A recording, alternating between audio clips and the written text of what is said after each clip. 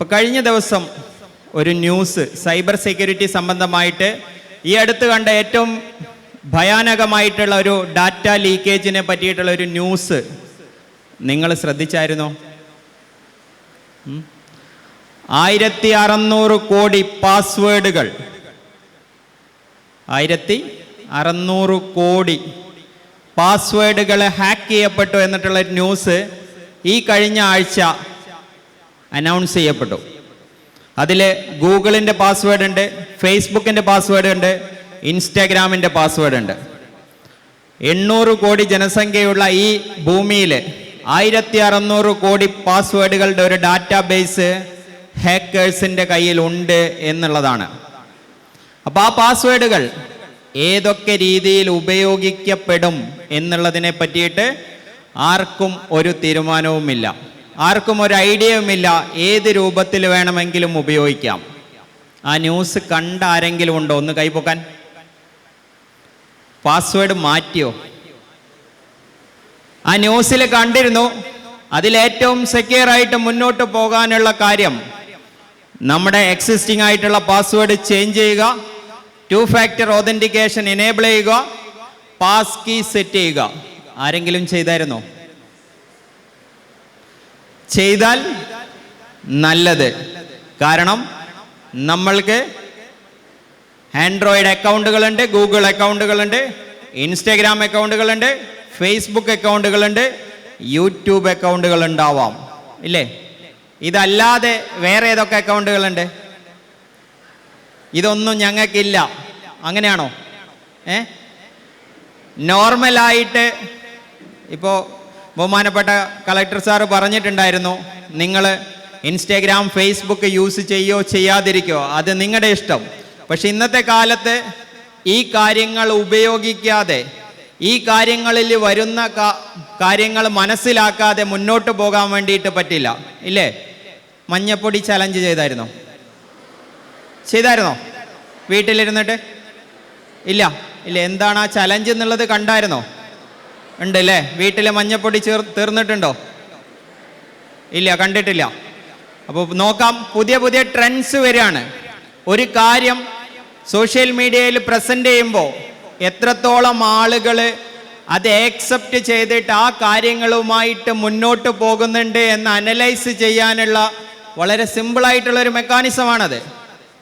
മുൻപേ ഉണ്ടായിരുന്നു ഫോട്ടോ ലാബ്സിൻ്റെ ഒരു ആപ്ലിക്കേഷൻ. ഫോണിൽ ഇൻസ്റ്റാൾ ചെയ്ത് കഴിഞ്ഞാൽ നമ്മുടെ ഫോട്ടോ ആ ആപ്ലിക്കേഷന് കൊടുത്തു കഴിഞ്ഞാൽ അത് വളരെ നല്ല രൂപത്തിലാക്കി മസിൽ വെച്ചിട്ടുള്ള സിനിമാറ്റിക് ഫോട്ടോഗ്രാഫ്സ് ആക്കി മാറ്റുന്ന ഒരു സംവിധാനം കുറച്ച് മുൻപേ, ഒരു 2 വർഷം മുൻപേ വന്നിട്ടുണ്ടായിരുന്നു.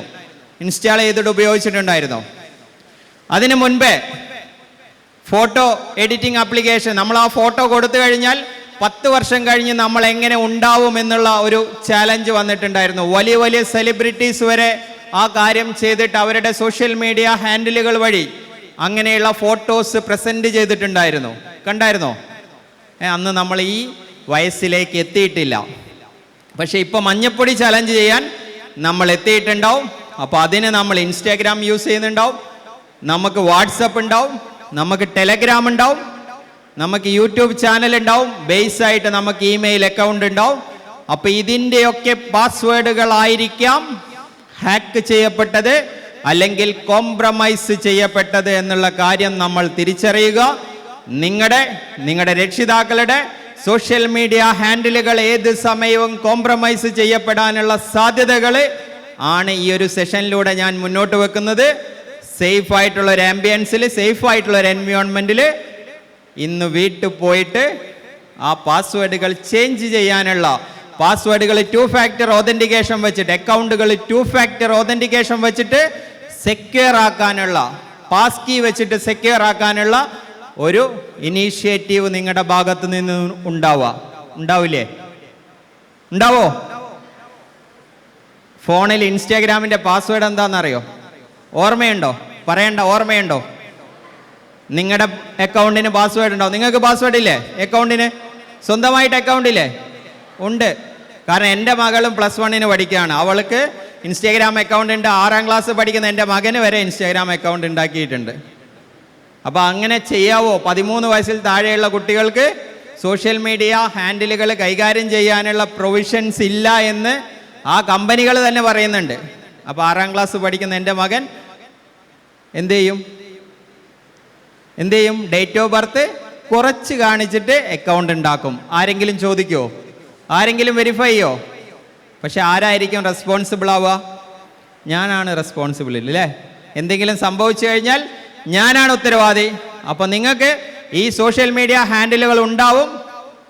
അപ്പോൾ അവിടെ നമ്മളെ തേടി സൈബർ ലോകത്തെ ഏറ്റവും പ്രാഥമികമായിട്ടുള്ളൊരു സംഭവമാണ് ഇവിടെ വരാൻ പോകുന്നത്. പാസ്വേഡുകൾ കോംപ്രമൈസ് ചെയ്യപ്പെടും. നിങ്ങളുടെ പാസ്വേഡ് ഒന്നുകൂടി ആലോചിച്ച് നോക്കുക, ഈസിലി ഗസ്സബിൾ ആയിട്ടുള്ള പാസ്വേഡ് ആണോ എന്നുള്ളത്. വേറൊരു കാര്യം ആലോചിച്ച് നോക്കുക, നിങ്ങളുടെ പാസ്വേഡ്, നിങ്ങളുടെ ഇൻസ്റ്റാഗ്രാം ID വേറെ ആളുകൾക്ക് എപ്പോഴെങ്കിലും ഷെയർ ചെയ്തിട്ടുണ്ടോ എന്നുള്ളത്. ചാറ്റ് ചെയ്യുന്ന സമയത്ത് നമ്മൾ ഷെയർ ചെയ്യാറില്ലേ? നീ ഫുൾ ടൈം ഓൺലൈൻ ആണല്ലോ എന്ന് ചോദിക്കുമ്പോൾ നീ വേണമെങ്കിൽ എൻ്റെ യൂസർ ID യും പാസ്വേഡും എടുത്ത് നോക്ക്, ഞാൻ ആരോടാ ചാറ്റ് ചെയ്യുന്നെന്നുള്ളത് കാണാലോ എന്ന് വിചാരിച്ചിട്ട് യൂസർ ID യും പാസ്വേഡും കൊടുക്കാറില്ലേ? ഉണ്ട്, ഒരുപാട് കുട്ടികൾ കൊടുക്കാറുണ്ട്. എന്നുവെച്ചാൽ തൻ്റെ വിശ്വാസം, അതായത് താൻ വേറൊന്നും ചെയ്യുന്നില്ല എന്ന് സുഹൃത്തിനോട്, അത് ഫ്രണ്ടാവാം, ലൈനാവാം, വേറെ ആരാവാം, ബെസ്റ്റി ആവാം അല്ലേ?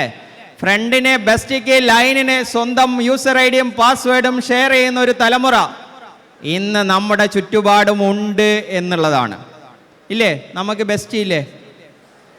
ഉണ്ടോ? ലൈനക്ക് കീഴെ ഫ്രണ്ടിക്ക് മേലെ ഇല്ലേ? ആണോ? ഉണ്ട്, ബെസ്റ്റി ഉണ്ട്. നോ കമ്മിറ്റ്മെന്റ്സ്, ബെസ്റ്റിയുമായിട്ടുള്ള ബന്ധത്തിന് നോ കമ്മിറ്റ്മെന്റ്സ്. അപ്പൊ എന്ത് വേണമെങ്കിലും ആവാം, ഏത് രൂപത്തിൽ വേണമെങ്കിലും ചാറ്റ് ചെയ്യാം, എന്ത് കാര്യം വേണമെങ്കിലും ഓപ്പൺ ആയിട്ട് പറയാം. അതിന് നമ്മൾ ഉപയോഗിക്കുന്നത് സോഷ്യൽ മീഡിയ മെക്കാനിസമാണ്. അവൻ പറഞ്ഞു തരുന്ന, അവൾ പറഞ്ഞു തരുന്ന സോഷ്യൽ മീഡിയ മെക്കാനിസത്തിലൂടെ നമ്മൾ ഓപ്പണായിട്ട് ചാറ്റ് ചെയ്യും, നമ്മുടെ കാര്യങ്ങൾ ഓപ്പണായിട്ട് പങ്കുവെക്കും. ഫോട്ടോസ് പങ്കുവെക്കാറില്ലേ? നിങ്ങൾ നല്ല കുട്ടികളാണ് ഇല്ലേ? അതുകൊണ്ട് ഞങ്ങൾ വേറൊരാൾക്ക് ഫോട്ടോസ് പങ്കുവെക്കാറില്ല. ഉണ്ടോ? നല്ല ഫോട്ടോസ്, ഒരു ഫോട്ടോ തരുമെന്ന് വെച്ച് കഴിഞ്ഞാൽ ഷെയർ ചെയ്യാറുണ്ടോ? ഒരു ഫോട്ടോ ഒറ്റ പ്രാവശ്യം ഉണ്ടോ? ഒരുപാട് കുട്ടികളുണ്ട്. 7ാം ക്ലാസ്സിൽ 8ാം ക്ലാസ് പഠിക്കുന്ന പെൺകുട്ടികൾ, ആൺകുട്ടികൾ മുതൽ മുകളിലോട്ട് സ്വന്തം ഫോട്ടോസ്, നല്ല രീതിയിലുള്ള ഫോട്ടോസ്, കുറച്ചും കൂടി എക്സ്പോസ്ഡ് ആയിട്ടുള്ള ഫോട്ടോസ്, ഹാഫ് നേക്കഡ് ആയിട്ടുള്ള ഫോട്ടോസ്, ഫുൾ നേക്കഡ് ആയിട്ടുള്ള ഫോട്ടോസ്, യാതൊരു മറയുമില്ലാതെ ഈ രീതിയിലുള്ള ഇൻസ്റ്റാഗ്രാം അക്കൗണ്ടുകൾ വഴി, സോഷ്യൽ മീഡിയ ഹാൻഡിലുകൾ വഴി പങ്കുവെക്കുന്നുണ്ട്. അതിന് ഇൻസ്റ്റാഗ്രാം തന്നെ വേണോ? ഇൻസ്റ്റാഗ്രാം അല്ലാതെ, ഫേസ്ബുക്ക് അല്ലാതെ, ടെലഗ്രാം അല്ലാതെ, ടെലഗ്രാം സിനിമ കാണാൻ ഉപയോഗിക്കാറില്ലേ? ഇന്നലെ ഇറങ്ങിയ സിനിമ നിങ്ങൾ കണ്ടായിരുന്നോ? ഈ അടുത്ത ദിവസം അമീർ ഖാൻ്റെ ഒരു സിനിമ ഇറങ്ങിയിട്ടുണ്ടായിരുന്നു, ടെലഗ്രാമിൽ വന്നായിരുന്നോ അമീർ ഖാൻ്റെ? നിങ്ങൾ ആ രീതിയിൽ ചിന്തിക്കുന്ന ആൾക്കാരായതുകൊണ്ടാണ്. നമ്മുടെ പണ്ടത്തെ ഒരു സിനിമയുടെ സെക്കൻഡ് പാർട്ടോ അങ്ങനെ എന്തോ ആണ് അല്ലേ? താരെ സെമീൻ പെറുള്ളതിൻ്റെ സെക്കൻഡ്. അപ്പോൾ അത് ടെലഗ്രാമിൽ വന്നായിരുന്നോ? ഓക്കെ. ഇനി ടെലഗ്രാമും ഇൻസ്റ്റാഗ്രാമും ഫേസ്ബുക്കും വാട്സപ്പും അല്ലാതെ, സ്നാപ്ചാറ്റും ഷെയർ ചാറ്റും അല്ലാതെ, സ്നാപ്ചാറ്റും ഷെയർ ചാറ്റും എന്തിനാണ് ഉപയോഗിക്കുന്നത്? ഫിൽറ്റർ ഇട്ടിട്ടുള്ള ഭംഗിയായിട്ടുള്ള ഫോട്ടോസ് എടുക്കാൻ. അതല്ലാതെ വേറെ ഏത് ആപ്ലിക്കേഷൻ നമ്മൾ ഉപയോഗിക്കുന്നു? വേറെ ഏതൊന്നുമില്ലേ? ഉണ്ടാവും, ഒരുപാട് ആപ്ലിക്കേഷൻസ് ഉണ്ടാവും. ഞാൻ അതിൽ കുറച്ച് പേര് പറയാം. ഹൃദയം എന്ന് പറഞ്ഞ ആപ്ലിക്കേഷൻ കേട്ടിട്ടുണ്ടോ? ഹൃദയം. മിഴി കേട്ടിട്ടുണ്ടോ? മിഴി കേട്ടിട്ടില്ല? അരികെ കേട്ടിട്ടുണ്ടോ? അരികെ കേട്ടിട്ടുണ്ട്. അപ്പൊ മിഴിയും ഹൃദയവും. വൈബിലി കേട്ടിട്ടുണ്ടോ? വൈബിലി ഉണ്ട്, കുറെ ആൾക്കാർ അത് യൂസ് ചെയ്യുന്നുണ്ട്. മലയാളി ഡേറ്റിംഗ് ആപ്ലിക്കേഷൻസ് ആണ് ഇപ്പൊ പറഞ്ഞ 4 സാധനങ്ങളും എന്നുള്ള കാര്യം നിങ്ങൾക്ക് അറിയാവോ? ഇല്ല. അരികെ, വൈബിളി, മിഴി, ഹൃദയം, അങ്ങനെ ഒരുപാട് പേരുകളുണ്ട്. അപ്പൊ മലയാളികൾ ഡേറ്റിങ്ങിന് വേണ്ടിയിട്ട് ഉപയോഗിക്കുന്ന ഇങ്ങനെയുള്ള ആപ്ലിക്കേഷൻസ് ബെസ്റ്റിയുടെ, ഫ്രണ്ടിന്റെ, ലൈനിന്റെ നിർദ്ദേശപ്രകാരം സ്വന്തം ഫോണിൽ ഇൻസ്റ്റാൾ ചെയ്ത് ഉപയോഗിക്കുന്ന ഒരു തലമുറ വളർന്നു വരികയാണ്. അവിടെ യാതൊരു മറയുമില്ലാതെ യാതൊരു സെക്യൂരിറ്റിയും ഇല്ലാതെ സ്വകാര്യമായിട്ടുള്ള വോയിസ് ചാറ്റുകൾ, സ്വകാര്യമായിട്ടുള്ള വീഡിയോ ചാറ്റുകൾ, സ്വകാര്യമായിട്ടുള്ള ഫോട്ടോ ഷെയറിംഗ് നടന്നുകൊണ്ടിരിക്കുന്നു. അപ്പോൾ ഈ കാര്യങ്ങൾ, ഈ ആപ്ലിക്കേഷൻസ് സേഫാണോ? ഗൂഗിൾ, ഫേസ്ബുക്ക് മാതിരിയുള്ള കുത്തക ഭീമന്മാർ വരെ, കുത്തക എന്ന് പറയുന്നില്ല, ബഹുരാഷ്ട്ര കമ്പനികൾ വരെ അവരുടെ ഡാറ്റ പ്രോപ്പറായിട്ട് സെക്യൂർ ആയിട്ട് കൺട്രോൾ ചെയ്യാൻ പറ്റാത്തതിന് പല അന്താരാഷ്ട്ര കോടതികളിലും പല രാജ്യങ്ങളുടെ കോടതികളിൽ നിന്നും നീതിന്യായ നടപടികൾ നേരിട്ടുകൊണ്ടിരിക്കുന്ന ഈ ഒരു അവസരത്തിൽ അരികെയും മിഴിയും ഹൃദയവും അവരുടെ ഡാറ്റ എത്രത്തോളം സേഫായിട്ട് ഹാൻഡിൽ ചെയ്യുമെന്ന് നമുക്ക് കരുതാൻ പറ്റുമോ? നമുക്ക് പറയാൻ പറ്റുമോ? അപ്പം ഞാൻ ഒരു തവണ മാത്രം കാണുന്ന രീതിയിൽ ഒരു ഫോട്ടോ എൻ്റെ ഇഷ്ടപ്പെട്ട ഒരാൾക്ക് അയച്ചു കൊടുത്തു, ഇല്ലേ? സെൽഫ് ഡിസ്ട്രക്റ്റിംഗ് മെസ്സേജുകൾ അയക്കാം, വൺ ടൈം സീനാവുന്ന രീതിയിൽ ഫോട്ടോസ് അയക്കാം, ഇല്ലേ? കാണുന്ന സമയത്ത് അത് കണ്ടു കഴിഞ്ഞാൽ ഡിലീറ്റ് ആയി പോകും, അല്ലെങ്കിൽ നിശ്ചിത സെക്കൻഡുകൾക്കുള്ളിൽ ഡിലീറ്റ് ആയി പോകുന്ന രീതിയിൽ നമുക്ക് ഫോട്ടോസ് അയക്കാം.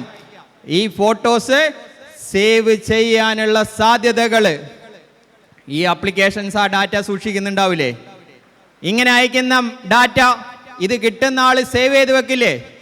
വെക്കോ? വെക്കാനുള്ള സംവിധാനങ്ങളുണ്ടോ? ഒന്നും പേടിക്കേണ്ട ആവശ്യമില്ല. ആ സംഭവങ്ങൾ മുഴുവൻ സേവ് ചെയ്യാനുള്ള മെക്കാനിസം ഇന്നത്തെ ടെക്നോളജി നൽകുന്നുണ്ട് എന്നുള്ളതാണ്. നമ്മൾ വൺ ടൈം സീൻ ആണെന്നുള്ള രീതിയിൽ ഫോട്ടോസ് അയച്ചു കൊടുക്കും.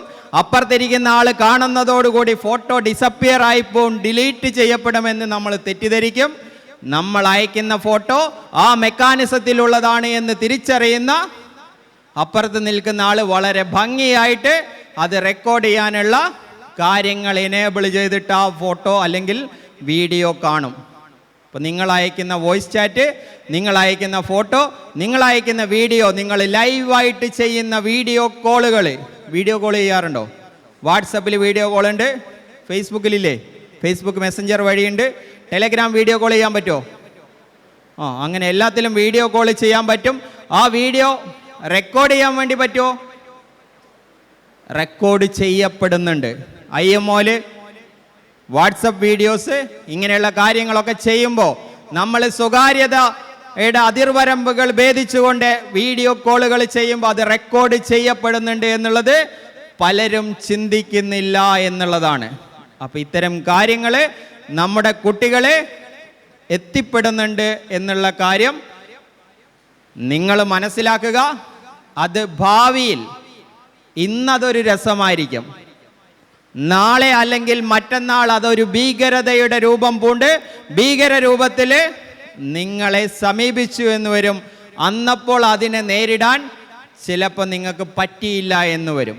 അപ്പോൾ ആ ഒരു അവസരത്തിൽ ആത്മഹത്യയിലേക്കോ ഒളിച്ചോട്ടത്തിലേക്കോ മെൻ്റലി ഡിപ്രസ്ഡ് ആയിട്ടുള്ള സ്റ്റേജിലേക്കോ നിങ്ങളെപ്പോലുള്ള കുട്ടികൾ എത്തിപ്പെടാതിരിക്കാൻ വേണ്ടിയിട്ട് ഇന്ന് ആ കയ്യബദ്ധം പറ്റുന്നത് ഒരു രസത്തിന് വേണ്ടിയിട്ട് വേറൊരാളുടെ പ്രേരണയിൽ വേറൊരാളുടെ നിർബന്ധത്തിന് വഴങ്ങിയിട്ട് അങ്ങനെയുള്ള സ്വകാര്യത സോഷ്യൽ മീഡിയ സംവിധാനം വഴി എക്സ്പോസ് ചെയ്യപ്പെടാതിരിക്കാനുള്ള മാനസികാവസ്ഥ ഈ ഒരു ദിവസം ബേട്ടി ബച്ചാവോ ബേട്ടി പഠാവോ എന്ന് പറയുന്ന പദ്ധതിയുടെ ഭാഗമായിട്ട് സ്റ്റാൻഡപ്പ് റൈസ് അപ്പ് എന്ന് പറയുന്ന കേരള ബേസ്ഡ് പ്രോഗ്രാം ഇനി ഉദ്ഘാടനം ചെയ്യപ്പെട്ട ഈ ഒരു സന്ദർഭത്തിൽ നമ്മൾ ആ തീരുമാനമെടുക്കുക, നമ്മളായിട്ടത് ചെയ്യരുത് എന്നുള്ളത്. അപ്പോൾ ഇവിടെ സൈബർ ലോകത്ത് cyber bullying, cyber stacking, cyber grooming എങ്ങനെ പല പേരുകളിലായിട്ട് ഈ ബേസ് ചെയ്തിട്ടുള്ള കാര്യങ്ങൾ നടക്കുന്നുണ്ട് എന്നുള്ളതാണ്. അപ്പം ഞാനൊരു ഉദാഹരണം പറയാം. ഞങ്ങളുടെ അടുത്ത് ഒരു പെൺകുട്ടി വന്നു.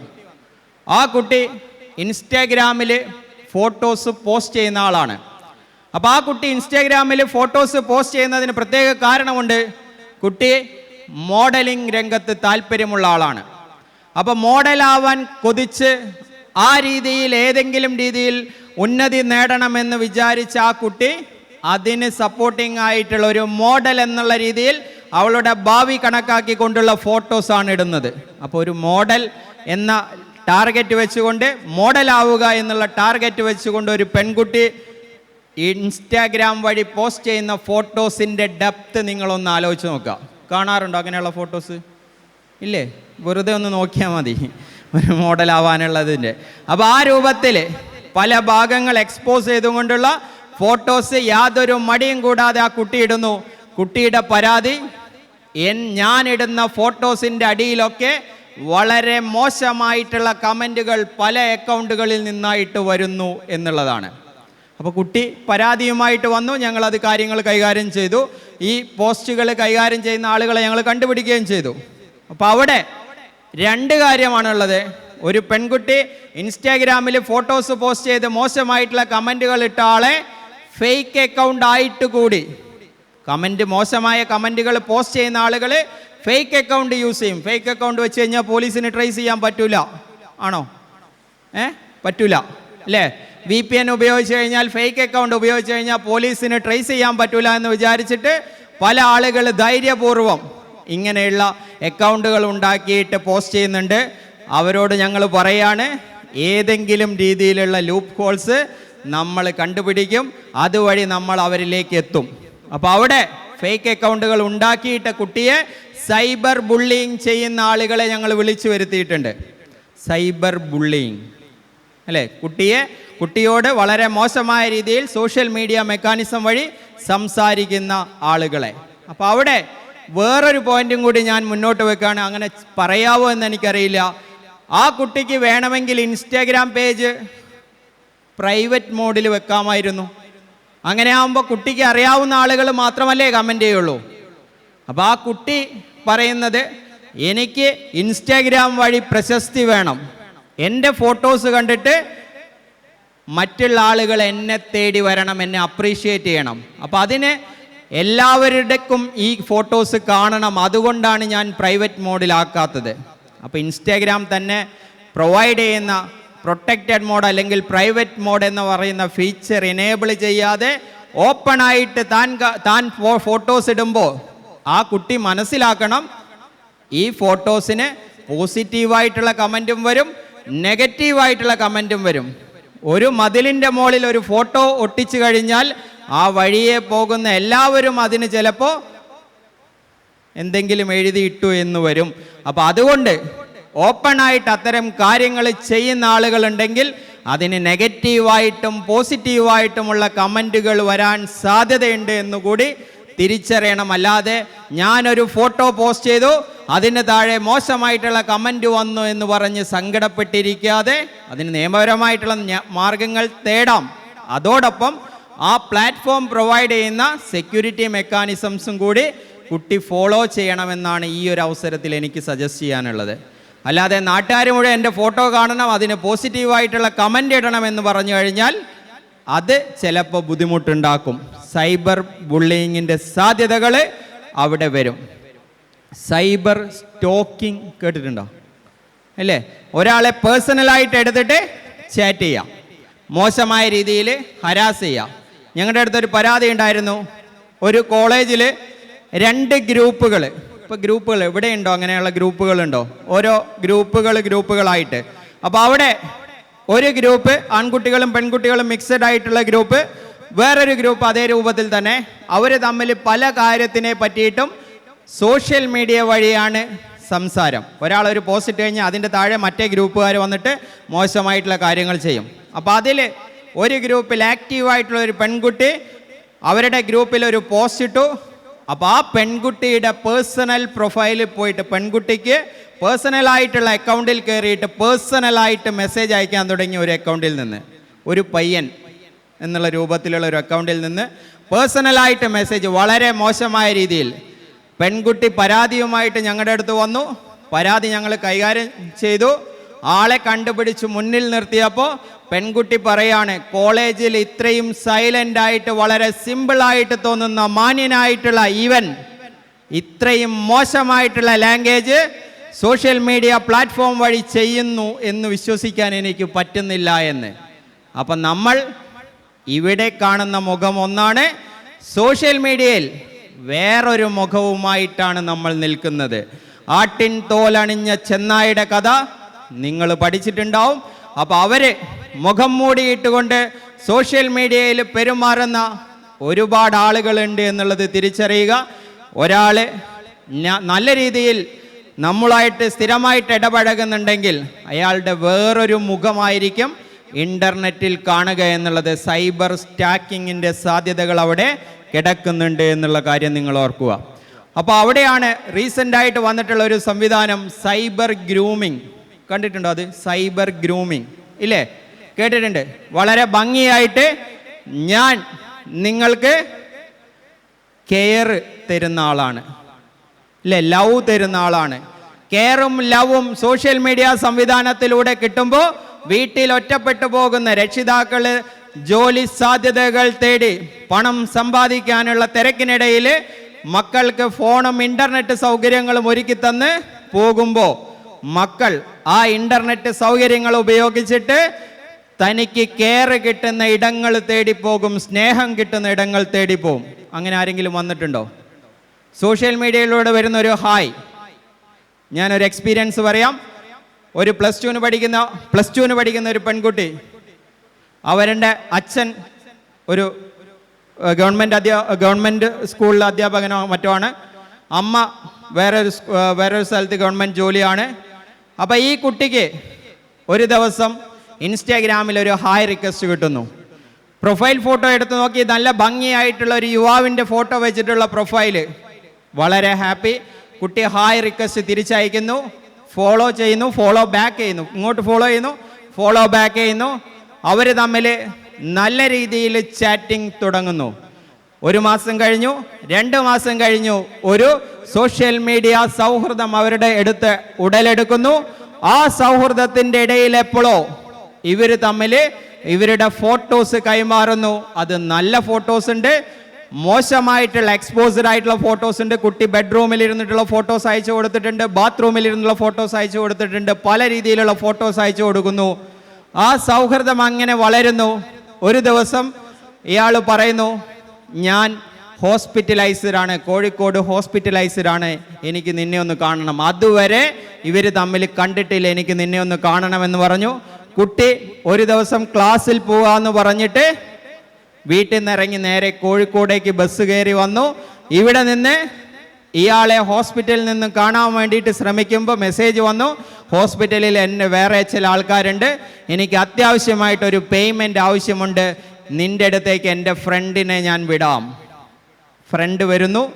കുട്ടി 1.5 പവൻ്റെ മാല ഹോസ്പിറ്റൽ എക്സ്പെൻസിനാണെന്ന് പറഞ്ഞിട്ട് രക്ഷിതാക്കൾ വാങ്ങിക്കൊടുത്ത് 1.5 പവൻ്റെ മാല ആ ഫ്രണ്ടിന് ഊരിക്കൊടുക്കുന്നു. ഇപ്പോഴും സോഷ്യൽ മീഡിയയിലൂടെ പരിചയപ്പെട്ട ആളെ കണ്ടില്ല. ഫ്രണ്ട് വന്ന് 1.5 പവൻ്റെ മാല വാങ്ങിക്കൊണ്ടുപോകുന്നു. അതിനുശേഷം കുട്ടി നിരാശയോട് കൂടിയിട്ട് വീട്ടിലേക്ക് മടങ്ങുന്നു. അപ്പോഴും നേരിൽ കണ്ടിട്ടില്ല. കുറച്ച് കഴിഞ്ഞ് വീണ്ടും ഇയാൾ കുട്ടിയോട് പണം ചോദിക്കുന്നു. കാരണം 1.5 പവൻ്റെ മാല കഴിഞ്ഞു.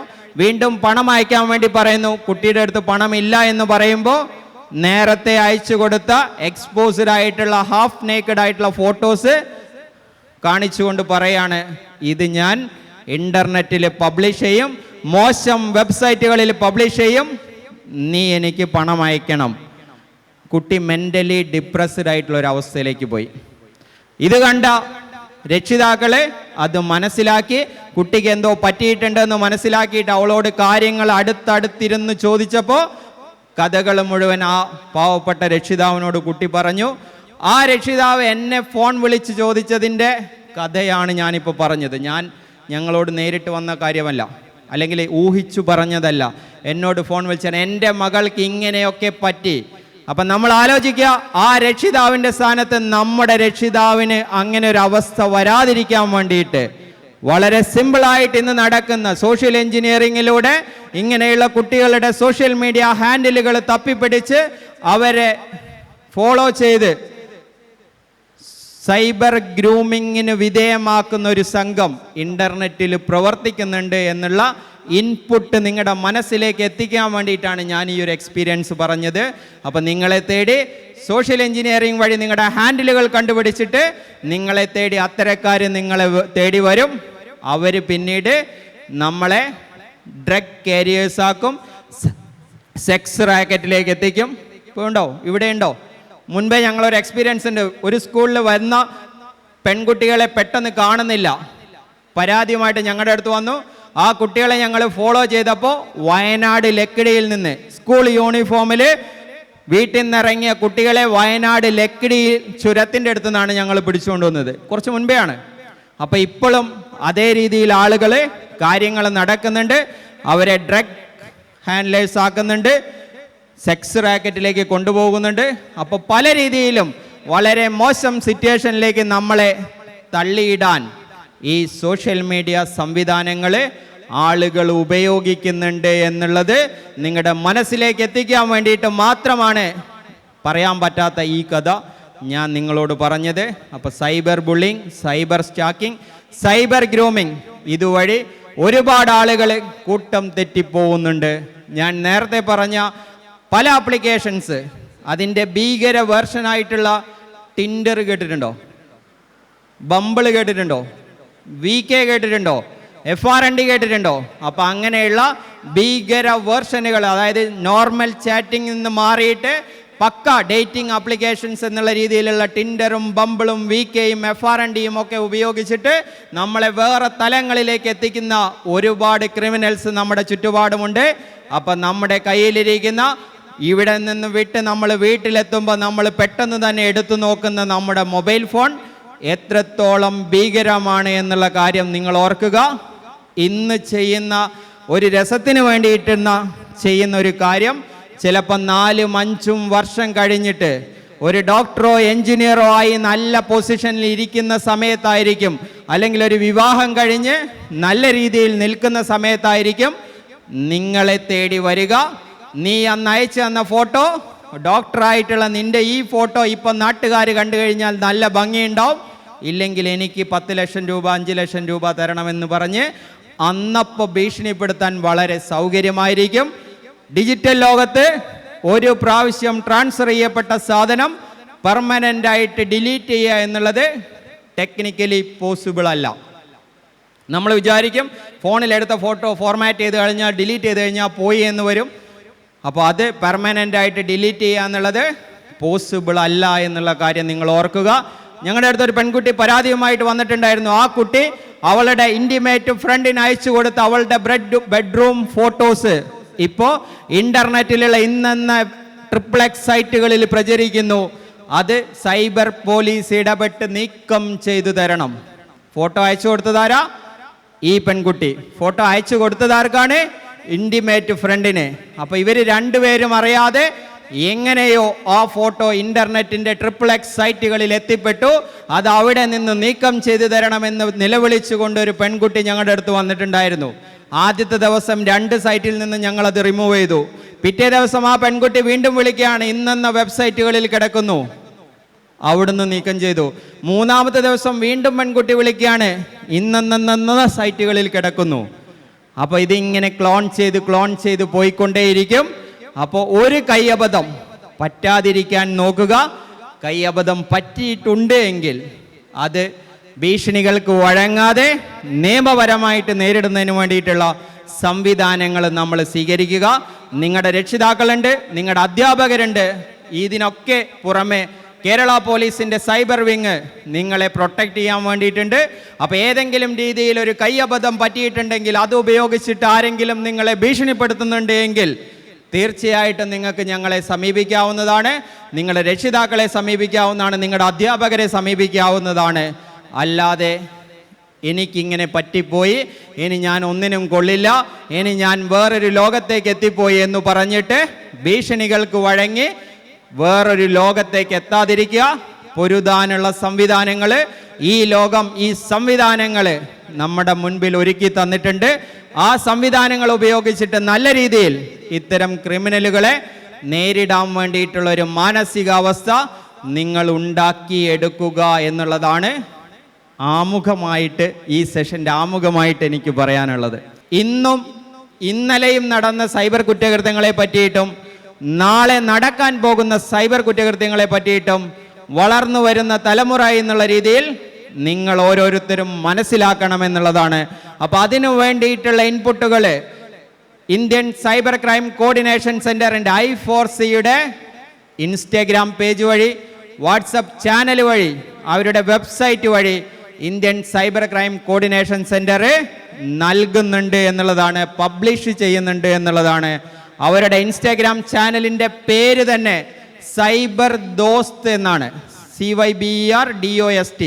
സൈബർ ദോസ്ത് I4C എന്ന് പറയുന്ന ഇൻസ്റ്റാഗ്രാം ചാനൽ വഴി, വാട്സപ്പ് ചാനൽ വഴി ഇന്നലെ നടന്ന സൈബർ ക്രൈംസിനെ പറ്റിയിട്ട്, ഇന്ന് നടക്കുന്ന സൈബർ ക്രൈംസിനെ പറ്റിയിട്ട്, നാളെ നടക്കാൻ സാധ്യതയുള്ള സൈബർ ക്രൈംസിനെ പറ്റിയിട്ടുള്ള ഇൻപുട്ടുകൾ നിങ്ങൾക്ക് കിട്ടും. അപ്പോൾ ഇൻസ്റ്റാഗ്രാം ചാനലുകൾ റീലുകൾ കാണാൻ വേണ്ടിയിട്ടും പോസ്റ്റുകൾ ചെയ്യാൻ വേണ്ടിയിട്ടും, പിന്നെന്താണ് ഇൻസ്റ്റാഗ്രാമിലുള്ളത്? റീലുണ്ട്, പോസ്റ്റ് ഉണ്ട്, ലൈവ് വീഡിയോ ഉണ്ട്, സ്റ്റോറീസ് ഉണ്ട്. അപ്പോൾ ഇതൊക്കെ കണ്ടുകൊണ്ടിരിക്കുന്ന നിങ്ങൾ നിങ്ങളുടെ ദിവസത്തിൻ്റെ ഒരു 2 മിനിറ്റ് സൈബർ ദോസ്തിൻ്റെ ഇൻസ്റ്റാഗ്രാം ചാനൽ കാണാൻ വേണ്ടിയിട്ട് ചിലവഴിക്കുക. നിങ്ങളുടെ ഭാവി സുരക്ഷിതമായി എന്ന് വരും. അതോടൊപ്പം കേരള പോലീസ് കേരളത്തിൽ നടക്കുന്ന സൈബർ റിലേറ്റഡ് ആയിട്ടുള്ള ഇൻപുട്ടുകളെ ക്രോഡീകരിച്ചിട്ട് പബ്ലിഷ് ചെയ്യുന്ന കേരള പോലീസിൻ്റെ സോഷ്യൽ മീഡിയ ഹാൻഡിലുകളുണ്ട്. ഞങ്ങൾക്ക് വാട്സപ്പിൽ ചാനലുണ്ട്, ഇൻസ്റ്റഗ്രാമിൽ ചാനലുണ്ട്, ഫേസ്ബുക്കിലുണ്ട്, ട്വിറ്റർ എക്സിലും ഉണ്ട്. അപ്പോൾ ഇവിടെയൊക്കെ കേരള പോലീസിൻ്റെ പ്രസൻസ് ഉണ്ട്. കേരള പോലീസിൻ്റെ ഈ ചാനലുകൾ നിങ്ങൾ ഫോളോ ചെയ്യുക. ദിവസത്തിൽ 1 മിനിറ്റ് മതി കേരള പോലീസിൻ്റെ ചാനൽ ഫോളോ ചെയ്യാൻ. ലഹരിക്കെതിരെയുള്ള കാര്യങ്ങൾ, ട്രാഫിക് സംബന്ധമായിട്ടുള്ള കാര്യങ്ങൾ, സൈബർ സംബന്ധമായിട്ടുള്ള കാര്യങ്ങൾ, പോലീസിൻ്റെ കോമൺ ആയിട്ടുള്ള കാര്യങ്ങൾ മനസ്സിലാക്കാൻ വേണ്ടിയിട്ട്, ഇന്നത്തെ തലമുറ എങ്ങനെ ഇന്ന് നോക്കിക്കാണുന്നു എന്ന് മനസ്സിലാക്കാൻ വേണ്ടിയിട്ട് കേരള പോലീസിൻ്റെ ഇൻസ്റ്റാഗ്രാം ചാനൽ, സോഷ്യൽ മീഡിയ ഹാൻഡിലുകൾ നിങ്ങൾക്ക് ഫോളോ ചെയ്യാം. അപ്പോൾ സൈബർ ദോസ്ത് കേരള പോലീസിൻ്റെ ചാനൽ നിങ്ങൾക്ക് ഫോളോ ചെയ്യാം. അതോടൊപ്പം ഞാൻ സൈബർ ക്രൈംസ് റിപ്പോർട്ട് ചെയ്യാൻ വേണ്ടിയിട്ടുള്ളൊരു മെക്കാനിസം കൂടി പറഞ്ഞുകൊണ്ട് ഈ ക്ലാസ് ഇവിടെ നിർത്തും. അപ്പോൾ സൈബർ ക്രൈംസ്, ഏതെങ്കിലും രീതിയിലുള്ള സൈബർ ക്രൈംസിന് നിങ്ങൾ ഇരയാവുകയാണ് എങ്കിൽ India government cyber crimes report ചെയ്യാൻ വേണ്ടിയിട്ടുള്ള ഒരു പോർട്ടൽ നിങ്ങൾക്കായിട്ട് ഒരുക്കിയിട്ടുണ്ട്. cybercrime.gov.in എന്ന് പറയുന്നതാണ് ഞങ്ങളുടെ പോർട്ടൽ. cybercrime.gov.in. ഈ പോർട്ടൽ വഴി സൈബർ കുറ്റകൃത്യങ്ങളെ നിങ്ങൾക്ക് റിപ്പോർട്ട് ചെയ്യാവുന്നതാണ് എന്നുള്ള കാര്യം നിങ്ങൾ ഓർക്കുക. നിങ്ങൾക്ക് മാത്രമല്ല നിങ്ങളുടെ വീട്ടുകാർക്കും ഈ സംവിധാനം ഉപകാരപ്പെടും. അതോടൊപ്പം ഞങ്ങളുടെ ടോൾ ഫ്രീ നമ്പറും കൂടി നോട്ട് ചെയ്യുക. 1930 എന്ന് പറയുന്ന ഞങ്ങളുടെ ടോൾ ഫ്രീ നമ്പർ ഉണ്ട്. കേരള പോലീസിന് ഏത് സമയം വേണമെങ്കിലും കോൺടാക്ട് ചെയ്യാൻ വേണ്ടിയിട്ടുള്ള 112 എന്ന് പറയുന്ന ടോൾ ഫ്രീ നമ്പറിനോടൊപ്പം തന്നെ ചേർത്ത് വെക്കാവുന്ന ഞങ്ങളുടെ നമ്പറാണ് 1930 എന്ന് പറയുന്നത്. അപ്പോൾ 1930 എന്ന് പറയുന്ന ഞങ്ങളുടെ toll free number cyber crimes report ചെയ്യാൻ വേണ്ടിയിട്ട് നിങ്ങൾക്ക് ഉപയോഗിക്കാവുന്നതാണ്. നിങ്ങളുടെ രക്ഷിതാക്കൾക്ക് ആ നമ്പർ പങ്കുവെക്കാവുന്നതാണ്. പിന്നെ ഏതെങ്കിലും രീതിയിൽ സൈബർ റിലേറ്റഡ് ആയിട്ടുള്ള കാര്യങ്ങളിൽ പെട്ടുപോയിട്ട് സൈബർ അഡിക്ഷന് നിങ്ങൾ വിധേയമാവുകയാണ് എങ്കിൽ കേരള പോലീസിൻ്റെ ചിരി എന്ന് പറയുന്ന ഒരു ഹെൽപ്പ് ലൈൻ ഉണ്ട്. ചിരി ഹെൽപ്പ് ലൈൻ. അതിൻ്റെ നമ്പർ 9497-900-200 എന്നാണ്. 9497-900-200 എന്നാണ്. ഏതെങ്കിലും രീതിയിൽ സൈബർ റിലേറ്റഡ് ആയിട്ടുള്ള ഇഷ്യൂസിൽ പെട്ടുപോവുകയാണെങ്കിൽ 9497-900-200 എന്ന് പറയുന്ന ചിരി ഹെൽപ്പ് ലൈനിലേക്ക് വിളിച്ചിട്ട് കൗൺസിലിംഗ് നിങ്ങൾക്ക് നേടാവുന്നതാണ്. ഫ്രീ ആയിട്ടുള്ള കൗൺസിലിംഗ് സെൻറ്റേഴ്സ് ഉണ്ട്. അതുപോലെ തന്നെ സൈബർ അഡിക്ഷന് വിധേയമാവുകയാണെങ്കിൽ ഞങ്ങൾക്ക് കൂട്ട് എന്ന് പറയുന്ന ഒരു പ്രൊജക്റ്റ് തന്നെ കേരള പോലീസിൻ്റെ ഇനീഷ്യേഷൻ്റെ ഭാഗമായിട്ടുണ്ട്. കൂട്ട് എന്ന് പറയുന്ന പ്രൊജക്റ്റ്. അപ്പോൾ കൂട്ടുണ്ട്, ചിരി ഹെൽപ്പ് ലൈൻ ഉണ്ട്. അപ്പോൾ അങ്ങനെയുള്ള സംവിധാനങ്ങൾ നിങ്ങൾക്ക് ഉപയോഗിക്കാവുന്നതാണ്. ഇനി സൈബറും നാർക്കോട്ടിക് റിലേറ്റഡ് ആയിട്ടുള്ള ഇഷ്യൂസും വരികയാണെങ്കിൽ യോദ്ധാവ് എന്ന് പറയുന്ന ഒരു സംവിധാനം നമ്മളായിട്ട് ഒരുക്കിയിട്ടുണ്ട്. യോദ്ധാവ് എന്ന് പറയുന്ന ആ പ്ലാറ്റ്ഫോമിലേക്ക് വാട്സപ്പ് വഴി നിങ്ങളൊരു ഇൻപുട്ട് നാർക്കോട്ടിക് റിലേറ്റഡ് ആയിട്ടുള്ള, ഇവിടെ NDPS കൈകാര്യം ചെയ്യുന്നുണ്ട്, ഇവിടെ MDMA വരുന്നുണ്ട്, ഇവിടെ കഞ്ചാവ് വരുന്നുണ്ട്, ഇവിടെ ഹാഷിഷ് ഓയിൽ വരുന്നുണ്ട്, ബ്രൗൺ ഷുഗർ വരുന്നുണ്ട് എന്നുള്ള കാര്യങ്ങൾ നിങ്ങൾക്ക് നിങ്ങളുടെ പേര് അറിയിക്കാതെ റിപ്പോർട്ട് ചെയ്യണമെന്നുണ്ടെങ്കിൽ യോദ്ധാവ് എന്ന് പറയുന്ന കേരള ഗവൺമെൻറ്റിൻ്റെ ഇനീഷ്യേറ്റീവ് ഉണ്ട്. എക്സൈസ് ഡിപ്പാർട്ട്മെൻറ്റ് അത് കൈകാര്യം ചെയ്യുന്നുണ്ട്. 999-6 വീണ്ടും 9-6-6-6-6-5-6 999-5 വീണ്ടും 9 ബാക്കിയൊക്കെ 6. അപ്പോൾ അത് യോദ്ധാവ് എന്ന് പറയുന്ന ഞങ്ങളുടെ നമ്പറാണ്. അപ്പോൾ നിങ്ങൾക്കത് യൂസ് ചെയ്യാം. അപ്പോൾ സൈബർ ലോകം ഒരുപാട് സാധ്യതകൾ നമ്മുടെ മുൻപിലേക്ക് വെക്കുന്നുണ്ട്. ചാറ്റ് GPT-യും ഡീപ് സീക്കും ക്യാൻവയും V3യും ഒക്കെ ഒരുപാട് സാധ്യതകൾ നമ്മുടെ മുൻപിലേക്ക് വെക്കുന്ന സംവിധാനങ്ങളാണ്. അത് നല്ല രൂപത്തിൽ ഉപയോഗിക്കുന്നതോടൊപ്പം തന്നെ അതുവഴി കിട്ടുന്ന ഇൻപുട്ടുകളെല്ലാം ശരിയായി കൊള്ളണമെന്നില്ല എന്നുള്ള തിരിച്ചറിവ് കൂടി നിങ്ങളുടെ മനസ്സിലേക്ക് കൊണ്ടുവരാൻ വേണ്ടിയിട്ട് ഈ ഒരു സെഷൻ്റെ അവസാന ഭാഗം ഞാൻ വിനിയോഗിക്കുകയാണ്. നിങ്ങൾ ഗൂഗിളിൽ കാണുന്നതോ ചാറ്റ് GPT തരുന്നതോ ശരിയാവണമെന്നില്ല. അത് നിങ്ങൾ എന്ന് പറയുന്ന ഒരു മനുഷ്യൻ നിങ്ങളുടേതായ രീതിയിൽ ഇൻ്റർപ്രറ്റ് ചെയ്യുന്നതിലൂടെ മാത്രം നിങ്ങളത് ഫോളോ ചെയ്യുക. ചാറ്റ് GPT തന്നതുകൊണ്ട്, ഡീപ് സീക്ക് തന്നതുകൊണ്ട് അത് ശരിയാവണമെന്ന് യാതൊരു നിർബന്ധവുമില്ല എന്ന് പറഞ്ഞുകൊണ്ട് ഗൂഗിളിൽ സെർച്ച് ചെയ്യുന്ന എല്ലാ റിസൾട്ടുകളും ശരിയാവണമെന്ന് യാതൊരു നിർബന്ധവുമില്ല എന്ന് പറഞ്ഞുകൊണ്ട് നിങ്ങൾക്ക് ഏതെങ്കിലും രീതിയിൽ ഒരു നല്ല സൈബർ ലോകം കീഴടക്കാൻ പറ്റുമെന്നുള്ളൊരു വിശ്വാസത്തോട് കൂടിയിട്ട് ഞാൻ എൻ്റെ സെഷൻ ഇവിടെ ഉപസംഹരിക്കുകയാണ്. നിങ്ങൾക്ക് എല്ലാവർക്കും നന്ദി പറഞ്ഞുകൊണ്ട് നിർത്തുന്നു. Thank you.